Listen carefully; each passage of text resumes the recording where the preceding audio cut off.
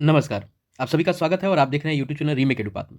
आज मैं NCERT based कक्षा 6 के ज्योग्राफी के एमसीक्यू को लेके आया हूँ, जो सभी प्रतियोगिता परीक्षाओं में उपयोगी होगा और शानदार अमृत का काम करेगा और इससे अलग नहीं आएगा। मैं इतना आपको आश्वस्त करता हूँ कि यह एक श्रृंखला जो मिलेगी, जो जब पूरी श्रृंखला खत्म हो जाएगी सारे सब्जेक्ट की, तो जब आप सबको देखेंगे तो पता चलेगा कि यह एक अमृत है और इससे अलग कुछ भी नहीं आने वाला है। मैं एक किताब के एनसीईआरटी सिलेबस के उन हर बिंदु को टच करूँगा और मैं उसका अध्ययन करके ही लेके आता हूँ। मैं उस सबका अध्ययन करता हूँ, तब उनमें से एक वीडियो को तैयार करने में कम से कम मुझे 2 दिन लगते हैं।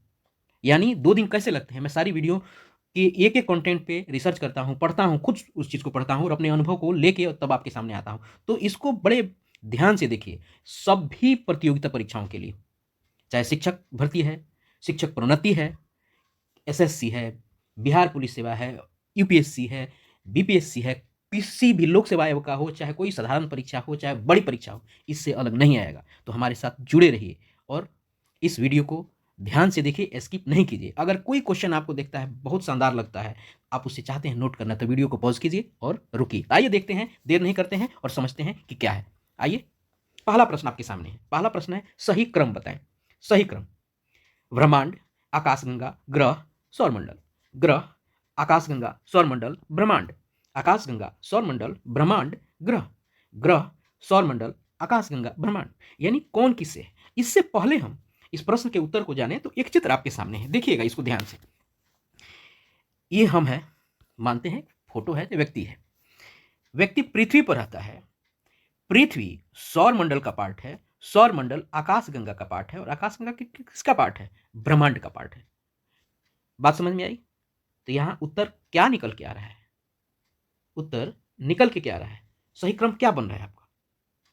सही क्रम बन रहा है ग्रह, सौरमंडल, आकाशगंगा और ब्रह्मांड। तो आप कहेंगे कि सर ग्रह कहां लिखा है इसमें? तो ग्रह इसलिए मैं कह रहा हूं कि पृथ्वी क्या है? पृथ्वी एक ग्रह है। क्लियर है? तो यहां उत्तर जो बनेगा वो बनेगा आपको डी, यानी ग्रह, सौरमंडल, आकाशगंगा और ब्रह्मांड। इसको ध्यान रखने की जरूरत है और याद रखने की जरूरत है। क्लियर है? आइए आगे बढ़ते हैं और देखते हैं दूसरे प्रश्न को। सौरमंडल का निर्माण होता है, और इस सौरमंडल का निर्माण किसी से होता है? सौरमंडल का निर्माण ग्रह, उपग्रह, सूर्य, उल्कापिंड या उपरोक्त सभी। तो ग्रह मंडल का, सौरमंडल का जो निर्माण होता है, ये ग्रह उपग्रह से भी होता है, सूर्य भी है उस सौरमंडल का ही पार्ट है। और ये क्या है? सूर्य जो है ये मुखिया है किसका? आपको सौरमंडल का। उसके बाद उल्कापिंड, उल्कापिंड भी आपको सौरमंडल का ही पार्ट होता है। यानी इसका उत्तर क्या हो जाएगा? इसका उत्तर हो जाएगा आपको उपरोक्त सभी। यानी सौरमंडल में ग्रह, उपग्रह, सूर्य, चंद्रमा, उल्कापिंड, ये सब आते हैं। चंद्रमा जो है, चंद्रमा उपग्रह को कहते हैं और सारे उपग्रह जो ग्रह हैं सबके अपनी अपनी चंद्रमा है।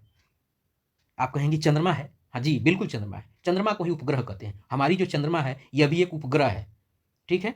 तो उपग्रह को चंद्रमा भी कहा जाता है। आइए इन सब पे आगे चर्चा करेंगे, पहले हम इस प्रश्न के उत्तर को जान के आगे बढ़ते हैं। चलिए देखिए, तीसरा प्रश्न है। तीसरा प्रश्न ये है कि किन खगोलीय पिंड को तारा कहा जाता है? ध्यान रखिएगा, जो हमें सारा पिंड, ये सौरमंडल की जो चीजें होती हैं वो सारा का सारा एक पिंड ही होता है, लेकिन यह पूछ रहा है कि किन खगोलीय पिंड को तारा कहते हैं। अब देखिए, जिनका आकार बड़ा होता है, दूसरा जिनके पास अपना ऊष्मा और प्रकाश नहीं होता है, जिनके पास अपना ऊष्मा और प्रकाश नहीं होता है, और जिनके पास अपना ऊष्मा और प्रकाश होता है। डी, जो अपने अक्ष पर घूमते हुए दूसरे पिंड की परिक्रमा क्या है? करता है। तो यहां तीसरा है कि किन खगोलीय पिंड को तारा कहा जाता है। मेन बात तारा है। खगोलीय बहुत सारे पिंड हैं, लेकिन कौन सा खगोलीय पिंड है जिस जो तारा कहलाता है, जो हमें ऊपर दिखता है वो तारा? तो कौन सा खगोलीय पिंड है? तारा है जिनका आकार बड़ा है। अरे आकार बड़ा हाथियों का होता है। आकार बड़ा तो किसी चीज का हो सकता है, पर्वत पहाड़ का भी हो सकता है। और जिनके पास ऊष्मा प्रकाश नहीं होता है, इसका उत्तर होगा आपको सी, जिनके पास अपना ऊष्मा और प्रकाश होता है। यानी सूर्य भी एक तारा है। तो इसका उत्तर क्या होगा कि वह खगोलीय पिंड तारा कहलाता है जिसके पास ऊष्मा होता है और प्रकाश होता है। क्लियर है? आइए देखते हैं, आगे बढ़ते हैं। सूर्य क्षुद्र ग्रह है, तारा है, ग्रह है या उपरोक्त सभी? अभी हमने चर्चा किया है सूर्य के बारे में, एक लाइन मैंने कहा था, वहां आपने अगर ध्यान से देखा होगा और सुना होगा, तो सूर्य क्या है? एक ऐसा खगोलीय पिंड है जिसकी अपनी उष्मा है और जिसकी अपना प्रकाश है। तो सूर्य क्या है? सूर्य एक तारा है। सूर्य क्या है? सूर्य एक तारा है। आइए देखते हैं पांचवा प्रश्न। पांचवा प्रश्न है, क्या है आपके सामने? उष्मा और प्रकाश वाले खगोलीय पिंड को क्या कहते हैं? बड़ी शानदार, और इसी चीज को घुमा के मैंने पूछ दिया है और कुछ नहीं किया है। क्या कहते हैं? उष्मा और प्रकाश वाले खगोलीय पिंड को क्या कहते हैं? जो तीसरा प्रश्न आपने अगर देखा होगा तो आपको समझ में आएगा कि उसको क्या बोलते हैं। उसको बोलते हैं तारा। क्लियर है? मैंने तीसरे प्रश्न को अलग एक भाव में पूछ दिया है। आइए देखते हैं छठा प्रश्न। तारों के समूहों द्वारा बनाई गई आकृति कहलाती है। तारों के समूहों द्वारा बनाई गई आकृति कहलाती है। क्या कहलाती है? जो बहुत सारे तारे जब समूह बनाते हैं तो क्या कहलाता है? सौरमंडल कहलाता है, आकाशगंगा कहलाता है, नक्षत्र मंडल कहलाता है, या एंड्रोमेडा कहलाते हैं। अब आपको एक चीज दिख रहा होगा कि साहब ये एंड्रोमेडा किस जंतु का नाम है? सौरमंडल, आकाशगंगा, नक्षत्र मंडल तो समझ रहे हैं, ये एंड्रोमेडा क्या है? पहले इस प्रश्न का उत्तर जानते हैं, उसके बाद समझेंगे एंड्रोमेडा होता क्या है। एंड्रोमेडा को समझते हैं, इसके पहले उत्तर जानते हैं। तो तारों के समूहों द्वारा बनाई गई आकृति जो है, ध्यान रखना है, तारों की समूह है, इसमें प्रमुख चीज है तारों का समूह, उसको कहते हैं नक्षत्र मंडल। वो है एक नक्षत्र मंडल। क्लियर है? अब समझते हैं एंड्रोमेडा। एंड्रोमेडा जो है, ये जो एंड्रोमेडा हमारे सामने दिख रहा है, एंड्रोमेडा मिल्की वे है, यानी क्या? हमारी आकाशगंगा की पड़ोसी आकाशगंगा है। इसकी क्या है? इसकी पड़ोसी आकाशगंगा है। ये इसकी पड़ोसी आकाशगंगा है। पड़ोसी आकाश, यह भी एक आकाशगंगा है, लेकिन हमारी जो आकाशगंगा है, हमारी आकाशगंगा क्या है? मिल्की वे, जिसको मंदाकिनी बोलते हैं। हमारी आकाशगंगा क्या है? मंदाकिनी। हमारी आकाशगंगा क्या है? मंदाकिनी। मंदाकिनी जिसको मिल्की वे कहते हैं, उसकी ये क्या है? उसकी यह पड़ोसी आकाशगंगा है। कौन? एंड्रोमेडा। इसे अमावस्या की रात्रि में धब्बे के रूप में देखा जा सकता है। एंड्रोमेडा को जो अमावस्या होता है ना, उसमें धब्बे के रूप में हम देख सकते हैं। इसकी दो छोटी उपग्रह आकाशगंगाएं हैं, जिन्हें क्या कहा जाता है? M32। ध्यान रखिएगा, M32 और M110। किसकी? आपको एंड्रोमेडा की। इसकी भी दो छोटी आकाशगंगा है, वो M32 और M110 के नाम से जाना जाता है। हमारी आकाशगंगा जिसको हमने क्या कहा है? मिल्की वे का है। उसकी एक निकटतम जो आकाशगंगा है वो एंड्रोमेडा है। यही हमारी एंड्रोमेडा के बाद में अपनी समझ है और मेरा अपना अनुभव है, यही बात है। तो हमने क्लियर कर लिया कि एक प्रश्न में कई सारे प्रश्न को जाना, यानी हमारे आकाशगंगा को क्या कहते हैं? मंदाकिनी कहते हैं। एंड्रोमेडा क्या है? हमारे आकाशगंगा का पड़ोसी आकाशगंगा है, जिसको अमावस्या में धब्बे के रूप में हम देख सकते हैं। उसके बाद एंड्रोमेडा के दो छोटे उपग्रह हैं, जिसको M32 और M110 कहा जाता है। इसमें देखिए एक प्रश्न से कितने सारे प्रश्नों के जवाब आपको मिले। आइए देखते हैं सातवां नंबर प्रश्न। सातवां नंबर प्रश्न में है, अंतरिक्ष में अर्सा मेजर या बिग बियर क्या है? अंतरिक्ष में अर्सा मेजर और बिग बियर क्या है? तो इसका उत्तर जानने से पहले क्या कुछ और कुछ जाने कि ये उर्सा मेजर और बिग बियर है क्या। तो पहले समझते हैं कि उर्सा मेजर और बिग बियर है क्या। हमारे नक्षत्र मंडली का एक क्या होता है? तारा समूह है। हमारे नक्षत्र मंडल में जो है एक तारा समूह है। हमने अभी जाना कि अभी हमने कुछ लोगों ने जाना कि क्या नक्षत्र मंडल क्या है?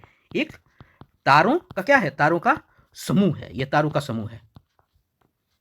तारों का हमने पिछले क्वेश्चन में देखा होगा कि तारों के समूह को क्या कहा जाता है? नक्षत्र मंडल कहा जाता है, जिसमें एंड्रोमेडा की चर्चा की हमने। तो तारों का समूह है नक्षत्र मंडल। आपने एक और चीज देखा होगा कि सप्तर्षि तारा मंडल भी हमारे नक्षत्र मंडल का एक तारा समूह है। सप्तर्षि जो होता है, ऋतु, पुलह, पुलस्त्य, अत्रि, विशिष्ट, अंगिरा, मरीचि, जो 7 ऋषियों का जो आपको एक तारा समूह है, वो भी हमारे नक्षत्र मंडल का एक तारा समूह है। और अंग्रेजी में सप्तर्षि तारा मंडल को अर्सा मेजर या ग्रेट बियर या बिग बियर कहा जाता है। अमेरिका में क्या कहा जाता है उसी को? बिग डीपर, यानी बहुत बड़ा चमचा। और चीन में उसे क्या कहते हैं? पेतेऊ कहते हैं। इसी को अमेरिका में क्या बोलते हैं? इसको बोलते हैं आपको बिग डिपर। इसको बोलते हैं बिग डिपर। इसको चाइना में क्या बोलते हैं? इसको अमेरिका में, और इसको चाइना में क्या बोलते हैं? इसके चाइना में कहते हैं पेतेऊ। पेतेऊ। और जो सप्तर्षि है, सप्तर्षि को मैंने कहा ऋतु, पुलह, पुलस्त्य, अत्रि, विशिष्ट, अंगिरा, मरीचि। और ये कहाँ पढ़ने हैं? आपके पहले पाठ में इन सारी बातों को पढ़ना है। अब देखिए कितने सारे प्रश्न निकल के आते हैं। और छठा का जो सौर मंडल का पार्ट है, ये पूरे भूगोल का अमृत है। आपने ये पढ़ लिया, लगभग आधा भूगोल खत्म हो जाता है। यह इतना मेजर लेशन है भूगोल का, ज्योग्राफी का। तो यही है। तो यहाँ अगर हम देखें और इसका उत्तर जाने, तो अर्सा मेजर और बिग बियर क्या है? हमारा एक नक्षत्र मंडल है। क्लियर है? हमने यहाँ क्लियर समझा। कई सारे प्रश्नों के उत्तर इस एक प्रश्न क्या में हम लोगों ने जाने, तो यही है, प्रश्न एक है लेकिन इसके कई सारे आपको उसके पार्ट हैं, उसकी पृष्ठभूमि में बहुत सारी बातें हैं, तो बहुत सारी बातें आपको मैं बताता हूँ। इसलिए प्रश्न को केवल उत्तर को देख के और आगे नहीं बढ़ जाए, उसके विश्लेषण को भी जानने की जरूरत हमें सबको है। आइए देखते हैं 8वां नंबर प्रश्न हमारे सामने है, ध्रुव तारा हमें किस दिशा का ज्ञान कराता है? ध्रुव तारा किस दिशा का ज्ञान कराता है? अब ध्रुव तारा दिखते कैसे हैं? आपने ध्यान दिया होगा कि जब शादी होती है, और खासकर उत्तर भारत के लोगों की जब शादी होती है हिंदू में, तो उनको सुबह में ध्रुव तारा दिखाया जाता है। अब ध्यान देखिएगा ध्रुव तारा होता किधर है।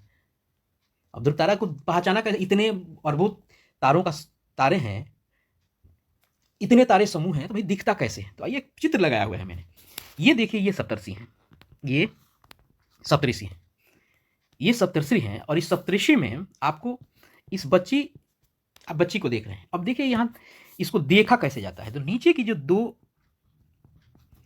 आप जो तारे हैं, इन्हीं के को लेके और इसी के सीधे दिशा में जो ऊपर जो चमकता हुआ तारा होता है, वो आपको कहलाता है ध्रुव तारा। यही होता है इस देखने का, और किताब से उठाई गई चित्र है ये गूगल बाबा से ली गई हुई चित्र नहीं है। गूगल बाबा पे भी बहुत सारे जो ऐसे चित्र हैं जो मनगढ़ंत पहुंचते हैं, ये एनसीईआरटी की बुक से उठाई गई चित्र है। तो अगर आपको भी देखना है ध्रुव तारा कैसे है, तो ध्रुव तारा को आप इसी अनुसार देख सकते हैं, नहीं तो ये अरबों तारों में आपका ध्रुव तारा भूला जाएगा। अब ध्रुव तारा होता कहाँ है? अब इस ध्रुव तारा होता है उत्तर में, और इससे उत्तर का ज्ञान कराया जाता है। जब पहले के जो नाविक थे और दिशा ज्ञान करने का कोई यंत्र नहीं था, तो सारे के सारे लोग आपको दिशा ज्ञान उत्तर के माध्यम से कराया जाता है। इसीलिए शादी जैसे परंपराओं में इन सब चीज़ों का ज्ञात कराया जाता है। पहले ये चीज़ें नहीं ना पता था, तक लोग बहुत जाके दूर शादी होता था तो बताया जाता था ये इस दिशा में है, उसके बाद उस दिशा का ज्ञान हो जाता था, और दिशा के बाद आदमी अगर यात्रा करना हो, चाहे कुछ भी करना हो, तो कराया जाता है। ध्यान रखना है कि शादी के जो लास्ट समय में इसको दिखाया जाता है, यानी मान लीजिए शादी वैवाहिक कार्यक्रम खत्म हो गया, अब आपको प्रस्थान करना है, तो दिशा देख लीजिए कहाँ है, उत्तर है, तो जाना है आपको उत्तर, चले जाइएगा पश्चिम। तो ध्रुव तारा का अगर ज्ञात हो जाएगा तो आप वहाँ से आगे जा सकते हैं। तो ध्रुव तारा को देखने की प्रक्रिया यहाँ बताई गई, नीचे के दो सप्तऋषि के तारों को कि आप समान उसको भेदते हुए दिशा को आगे बढ़ के उसको देख सकते हैं। 9वां प्रश्न देखते हैं हमारे सामने, ग्रह के संबंध में कौन सा कथन सही है? ये भाई ग्रह है क्या? ग्रह के संबंध में कौन सा कथन सही है? ग्रह, ग्रह का अर्थ होता है प्लेनेट। ग्रह का अर्थ होता है प्लेनेट।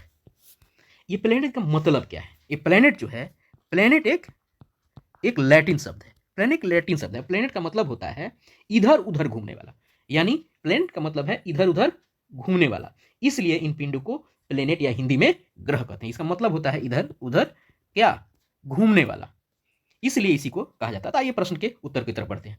जो आकार में बहुत बड़े होते हैं, भाई साहब आकार में बहुत सारा चीज बड़ा हो सकता है। जिनके पास अपनी ऊष्मा और प्रकाश होता है तो बिल्कुल नहीं, वो तो तारा हो जाएगा। जिनके पास अपनी ऊष्मा और प्रकाश नहीं होता है और यह एक तारों का समूह है, तो यह तारों का समूह होगा नहीं, यह होगा नहीं, यह तारा हो जाएगा। ग्रह एक तारा है नहीं, तो तारों का समूह बनने का मतलब ही नहीं बनता है। तारा ही वहाँ शब्द नहीं लगेगा। वैसे तारे के समूह को नक्षत्र मंडल कहा जाता है। तो यहाँ उत्तर बनता है आपका सी, जिनके पास अपनी ऊष्मा और प्रकाश नहीं होता है। तो यहाँ ग्रह की एक परिभाषा हमारे सामने निकल के आ गई। ग्रह उसे कहते हैं, उस खगोलीय पिंड को कहते हैं जो अपने निर्धारित चीज को, यूं कहें सूर्य के इर्द गिर्द घूमता है, और उसकी विशेषता ग्रह की है कि ग्रहों की के पास अपना ऊष्मा और प्रकाश नहीं होता है। तो हमारा सी उत्तर यहाँ बना। ग्रह के संबंध में एक और प्रश्न भी आगे बन सकता है कभी, कि ग्रह जिसमें ग्रह वैसे आपको खगोलीय पिंड जिसमें ऊष्मा और प्रकाश नहीं होता है, तो उसमें अगर ग्रह का नाम दे दे तो सबसे सटीक वहीं बैठेगा। आइए देखते हैं आगे, एक चित्र हमारे सामने पड़ा हुआ, इसको ध्यान से देख लीजिए, इसके कलर को जानने की जरूरत है। देखिएगा जैसे ये कैसा है, नीला है और नीला है, ये नीला है, ये नीला है, तो नीला क्या है, पृथ्वी है। देखिएगा लाल है, ये कैसा है, ये मंगल है। एक ये छल्ला वाला है, ये छल्ला वाला है, ये शनि है। देखिएगा मंगल है ये, और ये बृहस्पति है। बृहस्पति में एक पट्टी दिख रही है, ये क्या है, क्षुद्र ग्रह की पट्टी है। तो इस तरह के आपको प्रश्न आगे को देखने को मिलेंगे, बहुत सारी चीज़ों को आपको देखने को मिलेंगे। अब देखते हैं, ये सूर्य है और ग्रहों की स्थिति है। ये सारा का सारा फोटो आपको लिया कहाँ से गया है, ये सारा फोटो लिया गया है आपको एनसीईआरटी की बुक से। सूर्य, ये सारे के सारे जो ग्रह हैं क्या करते हैं, ग्रह वो है जो वह खगोलीय पिंड है जो सूर्य की परिक्रमा करता है। क्लियर है, जिसमें अपना प्रकाश और ऊष्मा नहीं होता है। तो प्रकाश कहाँ से लेता है, वो प्रकाश लेता है सूर्य से। क्लियर है, और ध्यान से देखने की जरूरत है कि सबसे पहले सूर्य के नजदीक कौन सा ग्रह है, बुध है। उसके बाद कौन है, शुक्र है। बुध को क्या कहा जाता है अंग्रेजी में? बुध को कहा जाता है अंग्रेजी में मरकरी। शुक्र को क्या कहा जाता है? वीनस कहा जाता है। शुक्र को वीनस कहा जाता है। तीसरा तीसरा कौन सा ग्रह है? पृथ्वी। पृथ्वी को क्या अंग्रेजी में कहा जाता है? आपको अर्थ कहा जाता है, और दिखने में कैसा है? ये नीला है। चौथा ग्रह कौन सा है? मंगल। मंगल को अंग्रेजी कहा जाता है मार्स। तो मंगल, उसके बाद आता है जुपिटर। जुपिटर है, तो जुपिटर को क्या कहा जाता है? जुपिटर को आपको बृहस्पति कहा जाता है, और ये सबसे बड़ा ग्रह है। ठीक है, और देखिएगा मंगल और बृहस्पति यानी मार्स और जुपिटर के बीच में ही क्षुद्र जो ग्रहों की पट्टी है, और इसी में वो रहते हैं। उसके बाद आता है शनि। शनि का अंग्रेजी होता है सैटर्न, और इसके आर इर्द गिर्द आपको जो है क्या है? एक छल्ला है। ये प्रश्न आता है, बच्चों को प्रश्न पूछता है, वो ग्रह जिसके इर्द गिर्द छल्ले होते हैं क्या होता है? उसके बाद आता है आपको यूरेनस। यूरेनस का मतलब अरुण, या अक्सर लोग भूल जाते हैं यूरेनस और नेपच्यून में, अरुण और वरुण में। तो पहले अ लिखिए, याद रखिए, उसके बाद बो याद रखिए। अ से यूरेनस, बस इतना से, तो अगला नेपच्यून व से आप समझ जाइएगा। तो आपको यूरेनस हो गया, उसके बाद आपका हो गया नेपच्यून हो गया। नेपच्यून का मतलब होता है वरुण। क्लियर है? हमारा साफ क्लियर हो गया। अगर एक बार समझते हैं, बुध, शुक्र, पृथ्वी, मंगल, बृहस्पति, शनि, यूरेनस, नेपच्यून। क्लियर है? तो यह ध्यान रखना है, और सारा चीज इसी पे डिपेंड होता है। तो आइए देखते हैं और प्रश्नों को हल करते हैं। इससे ग्रह कितने हैं साहब? अभी हम लोगों ने देखा, गिनती अगर आपने किया होगा वहां से, नहीं होगा तो फिर से जाके गिन लीजिएगा। 5 है, 6 है, 7 है, 8 है। कितना है? तो ग्रहों की संख्या 8 है। क्लियर है? चलिए आगे बढ़ते हैं। 11वां नंबर प्रश्न देखते हैं। 11वां नंबर प्रश्न क्या है? पृथ्वी के संबंध में कौन सा कथन सही है? आइए देखते हैं। यह प्रकाश और ऊष्मा सूर्य से प्राप्त करती है। पृथ्वी सूर्य से दूरी के हिसाब से तीसरी है। पृथ्वी आकार में 5वां ग्रह है। उपरोक्त सभी, देखिए उपरोक्त सभी, इसका उत्तर उपरोक्त सभी है। उत्तर हमने जान लिया, लेकिन देखिए इस एक प्रश्न से कितने सारे प्रश्न निकल के आए। यानी पृथ्वी के पास न प्रकाश होता है न ऊष्मा होती है, यह हम लोग को पता चला। तो ये प्रकाश और ऊष्मा प्राप्त कहां से करता है? ये प्राप्त सूर्य से करता है। कई सारे प्रश्न के जवाब हमको मिले, कई सारे प्रश्न मिले। उसके बाद पृथ्वी सूर्य से दूरी के हिसाब से कौन सा ग्रह है? तीसरा ग्रह है। कौन सा ग्रह है? तीसरा ग्रह है। और पृथ्वी आकार में 5वां बड़ा ग्रह है। क्लियर है? सबसे बड़ा ग्रह कौन सा है? बृहस्पति है। सबसे छोटा बुध है। तो सबसे आकार में सबसे बड़ा ग्रह कौन सा है? पृथ्वी है। ये सूर्य से सबसे दूरी के हिसाब से कौन सा है? तो तीसरा है। यह प्रश्न बहुत बच्चों से पूछा जाता है। ये जो प्रश्न है आपका, ये बच्चों से बहुत पूछा जाता है। क्लियर है? तो एक प्रश्न में कई सारे प्रश्नों के जवाब हम आए, इसीलिए मैं कह रहा हूं कि चीजों को ध्यान से देखने की जरूरत है। आइए आगे बढ़ते हैं। नीला ग्रह किसे कहते हैं? जब हमने पूरे बड़े वाले फोटो को देखा होगा तो उसमें हमें ये बात बताया था कि कौन नीला ग्रह है, कौन किस कलर का ग्रह है। तो नीला ग्रह होता क्या है? नीला ग्रह जो है हमारा अपना प्यारा पृथ्वी है। मंगल, बुध, शनि नहीं है, ये अलग अलग होते हैं। अब नीला क्यों है भाई? तो पृथ्वी जो है, पृथ्वी, इस पे आपको 2/3 क्या है? पानी है। 2/3 पानी है। अगर इसको देखा जाए तो इसका परसेंटेज में कहा जाए तो 71% आपको पृथ्वी पर क्या है? 71% पृथ्वी पर पानी है, इसीलिए इसको नीला ग्रह कहा जाता है। पृथ्वी 2/3 हिस्से पे पानी है, यानी ऊपर से जब देखा जाता है इस 2/3 हिस्से को तो ज्यादा वाला हिस्सा ना दिखेगा, इसलिए नीला दिखता है आपको अंतरिक्ष से, इसलिए इसको नीला ग्रह कहा जाता है। यह भी प्रश्न आता है कि पृथ्वी पर कितने हिस्से पर पानी है, तो 2/3 हिस्सा भी दे देगा, 1/3, 3/3 ऐसे दे देगा।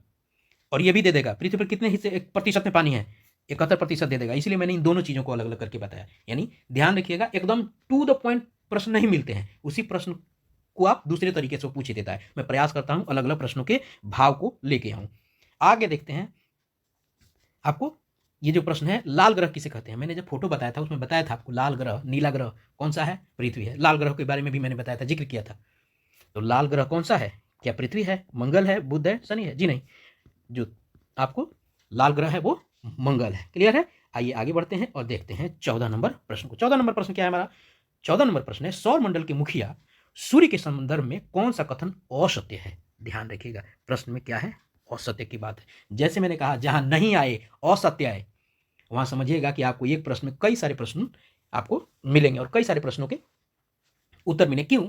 4 जब ऑप्शन है तो एक ही ना असत्य होगा, 3 तो सत्य होगा, यानी 3 सत्य है, आपको 3 फैक्ट मिलेंगे ना वहां, इसलिए उसको ध्यान से देखने की जरूरत है। तो पहला प्रश्न का जो ऑप्शन है इस प्रश्न का, उसमें ऑप्शन है सूर्य का खिंचाव बल इसके सौर मंडल को क्या करता है?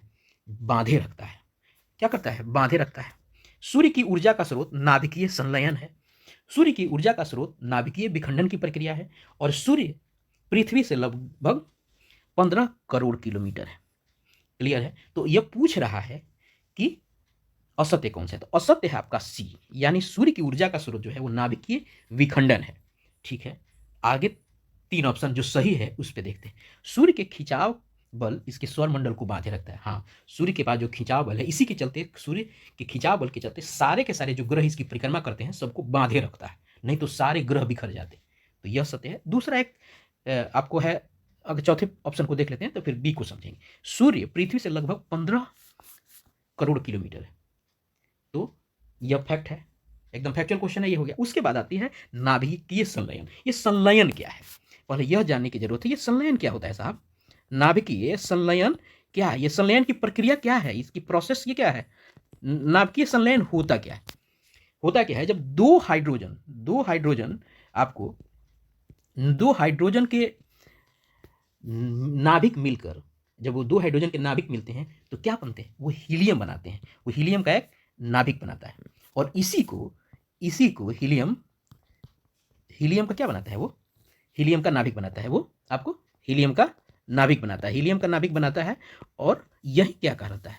यही कहलाता है आपका संलयन। क्लियर है? तो यह संलयन जो है, यही ऊर्जा का स्रोत होता है। किसके? सूर्य और सूर्य का। तो यहां हमें असत्य कौन सा दिखा? सी दिखा। और सही वाला कौन है? ए वाला सही है, बी वाला सही है, और डी वाला सही है। क्लियर है? आइए आगे देखते हैं। 15वां नंबर प्रश्न है, पृथ्वी तक पहुंचने में सूर्य का प्रकाश लगभग कितना मिलता है? 5 मिनट, 8 मिनट, 10 मिनट और 15 मिनट। तो सूर्य का प्रकाश हमारे पास पहुंचने में लगभग की बात की गई है, और यहाँ लगभग में सारे है, तो 8 मिनट लगता है कितना? 8 मिनट। और आपको एग्जैक्ट, अगर कहीं एग्जैक्ट की बात होती है तो आपको वो लगता है 8 मिनट 16 सेकेंड। क्लियर है? एग्जैक्ट की बात अगर आती है तो 8 मिनट 16 सेकेंड लगते हैं। क्लियर है? आगे बढ़ते हैं, 16वां नंबर प्रश्न देखते हैं। अब देखिए, सूर्य से बढ़ते हुए दूरी के आधार पर ग्रहों की सही क्रम जाने। मैंने फोटो लगा दिया है, हमने वहां पिछले वाले बड़े वाले फोटो में हमने देखा भी था। तो सूर्य पे क्या है? बुध शुक्र पृथ्वी मंगल, बुध मंगल शुक्र पृथ्वी, शुक्र मंगल पृथ्वी बुध, बुध शुक्र। आइए इस फोटो में देखते हैं। देखिएगा, पहले क्या है? ये सूर्य है, सूर्य के बाद क्या है? बुध है, बुध के बाद शुक्र है, शुक्र के बाद पृथ्वी है, पृथ्वी के बाद मंगल है, बृहस्पति, शनि, अरुण, वरुण। यहाँ देखिए, पहले बुध है, सबसे पहले बुध है। ए और बी दो पे देखते हैं, बुध के बाद क्या आता है? शुक्र। इस बुध के बाद मंगल है, तो ये खत्म हो गया, सीधी सी बात है। यहाँ बुध और शुक्र है, यहाँ अभी भी ये दोनों चल रहा है। यहाँ पृथ्वी है, मंगल है। यहाँ कौन सा आंसर आपको सही होगा? यहाँ आपको अगर देख रहे हैं तो बुध है, बुध के बाद शुक्र है, शुक्र के बाद कौन सा है? पृथ्वी तीसरे नंबर पे आती है। तो आंसर इसका क्या सही हो जाएगा? ए। इसका आंसर क्या सही होगा? इसका आंसर आपको हो जाएगा बुध।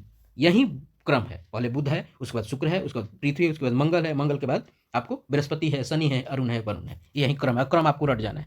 आइए देखते हैं 17वां नंबर प्रश्न। और इस प्रश्न में क्या है? कौन इनमें से कौन सा आंतरिक ग्रह है? और ध्यान रखिएगा, कभी कभी प्रश्न में क्या करता है, आंतरिक ग्रह नहीं पूछ के वो पार्थिव ग्रह पूछ लेता है, इसलिए मैंने इसको ब्रैकेट में डाल दिया है। आपको एक ही इस प्रश्न में ये प्रश्न का उत्तर मिल गया। आंतरिक ग्रह को क्या कहते हैं? पार्थिव ग्रह करते हैं। इसका एक टैक्टिक है, आपके शुरू के 4 जो आप ग्रह हैं इसको आंतरिक मान लीजिए, और बाद के 4 जो हैं उनको क्या मान लीजिए? उनको वाह्य मान लीजिए, और इसको रट जाइए। शुरू के 4 कौन कौन से होते हैं? शुरू के 4 कौन कौन से ग्रह होते हैं? बुध, शुक्र, पृथ्वी, मंगल। यही है, ए है, बी है। तो उत्तर क्या हो जाएगा? इसका उत्तर हो जाएगा सी, यानी ए और बी। तो कौन कौन से आंतरिक ग्रह होते हैं? बुध होते हैं, शुक्र होते हैं, पृथ्वी होते हैं, मंगल होते हैं। ये है। और बाह्य ग्रह में कौन से होते हैं? बाह्य ग्रह में बृहस्पति, शनि, अरुण, वरुण। क्लियर है? चलिए आगे बढ़ते हैं और देखते हैं अगला प्रश्न, 18वां नंबर प्रश्न। इनमें से कौन बाह्य ग्रह? देखिए प्रश्न आ गया। अभी कुछ देर पहले हमने बात किया था आंतरिक ग्रह को, तो आंतरिक ग्रह को क्या कहते हैं?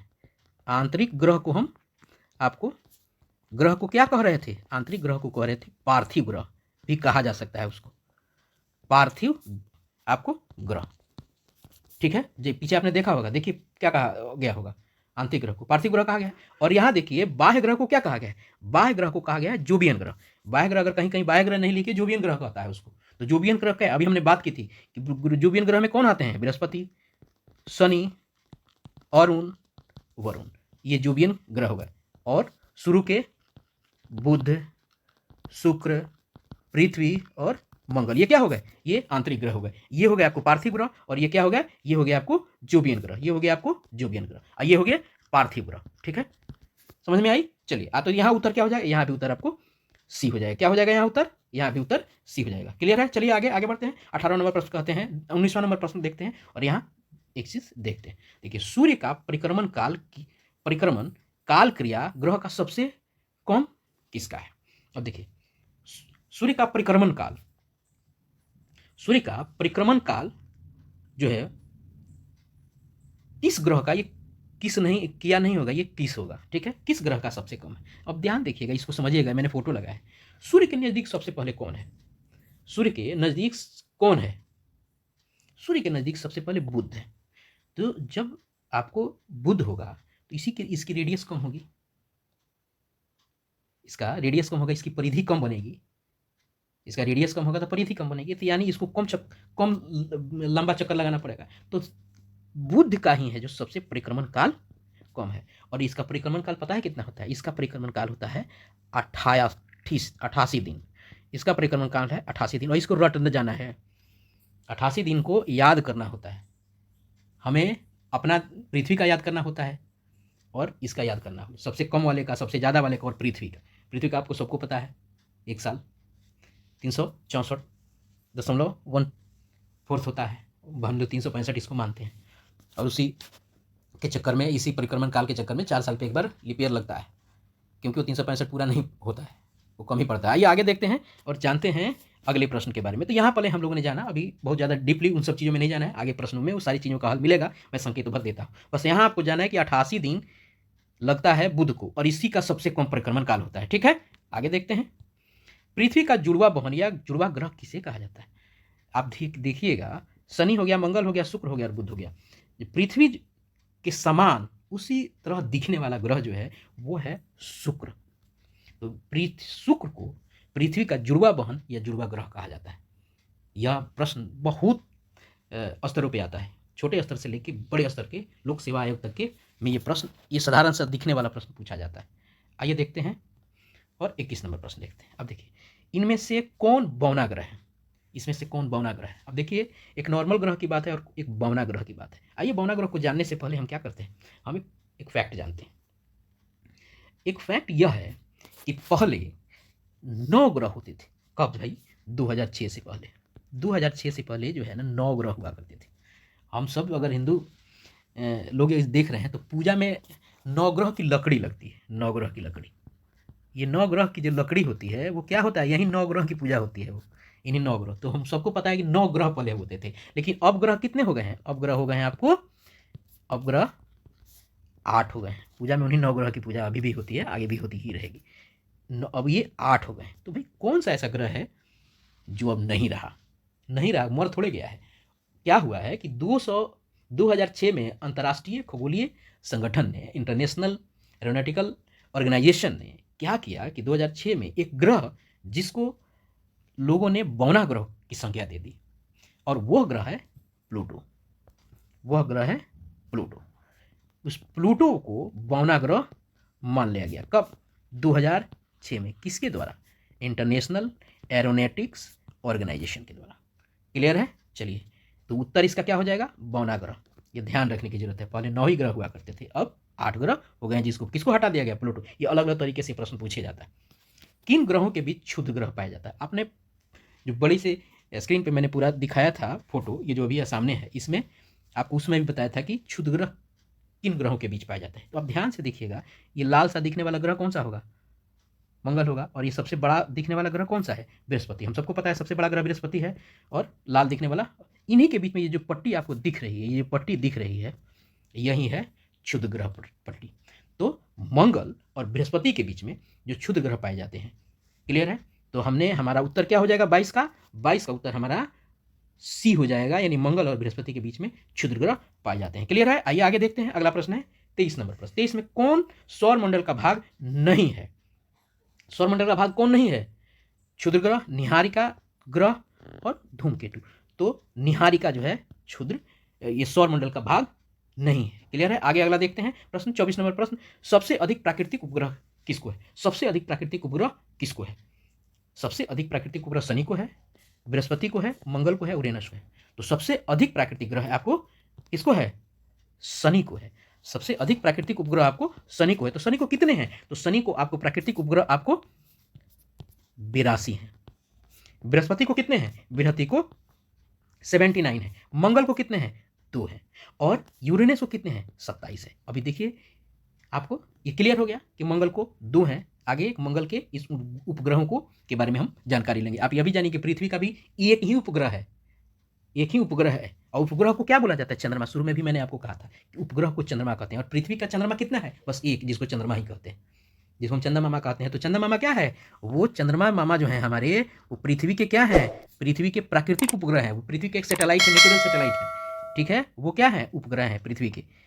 कौन? हमारे चंद्रमा मामा, ठीक है। और पृथ्वी का कितना उपग्रह है? सिर्फ एक उपग्रह है। यहाँ हमें सबसे ज़्यादा पूछा था, तो 82 सबसे ज़्यादा किसका है? शनि का, आपको 79 बृहस्पति का, मंगल 2, यूरेनस 27। क्लियर है। बृहस्पति सबसे बड़ा ग्रह होता है, मंगल को लाल ग्रह कहते हैं, यूरेनस के बाद में आगे बताते हैं।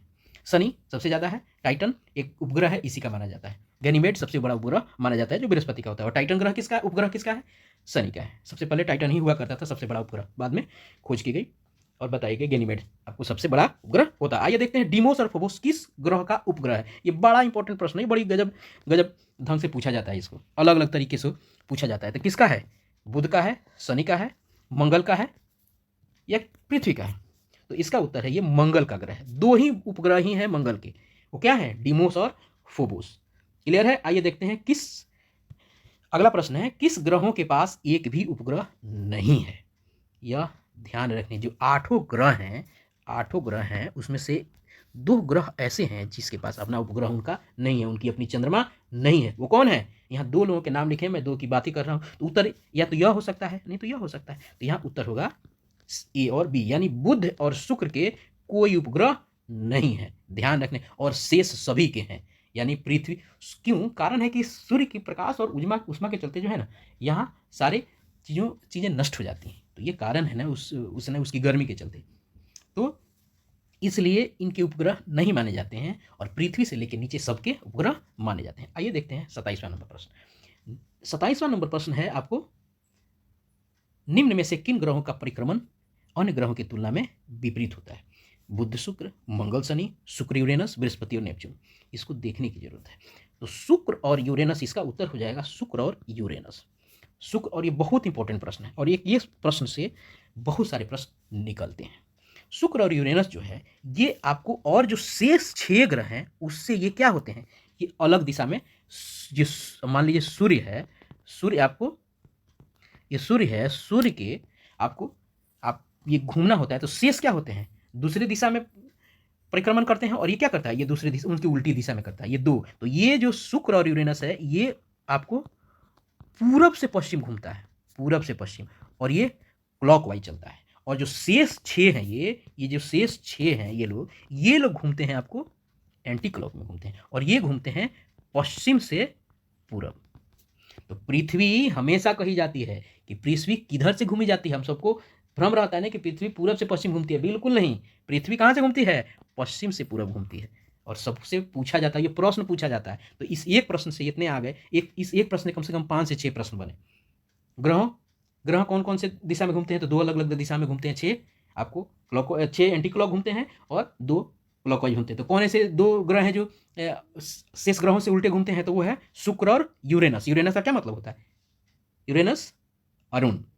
शुक्र और अरुण पूरब से पश्चिम घूमते हैं और शेष 6 पश्चिम से पूरब। हमारी पृथ्वी कैसे घूमती है? पश्चिम से पूरब घूमती है। तो यही आपको मूल बात है और इसको जानने की जरूरत है और इसको याद रखने की जरूरत है। क्लियर है? आइए चलिए, इसी के साथ प्रश्नों की श्रृंखला आज खत्म हुई। मैं जल्दी ही ऐसे ही इंपॉर्टेंट प्रश्न लेके आऊँगा और आप अपना जो तैयारी है उसको जारी रखिए। और भी किसी सब्जेक्ट का अगर आप चाहते हैं तो कहिए, तो अब मैं वीडियो आप बताएंगे, उसके 3 से 4 दिन में उसका अध्ययन करके फिर उसमें से मेरे पास जो स्टॉक है, बहुत सारा स्टॉक है, तो प्रश्नों की संख्या बहुत सारी है मेरे पास अगर देखी जाए तो, लेकिन उसमें से काम के कौन प्रश्न है मैं उसका आपको निकाल के और आपके लिए एक वीडियो बना दूंगा। लेकिन यह श्रृंखला जो है ये चलती रहेगी और निर्बाध रूप से चलती रहेगी।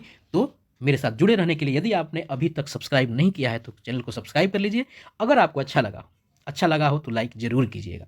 नहीं तो होता क्या कि वीडियो लोग देखते हैं, लाइक नहीं करते हैं और सब्सक्राइब नहीं करते हैं। सब्सक्राइब कीजिएगा तो आप मेरे साथ जुड़े रहिएगा और आपका साथ और आप मेरे साथ खड़े रहिएगा, यह एहसास होगा और मुझे इससे साहस मिलेगा। धन्यवाद आप सभी का। जय हिंद।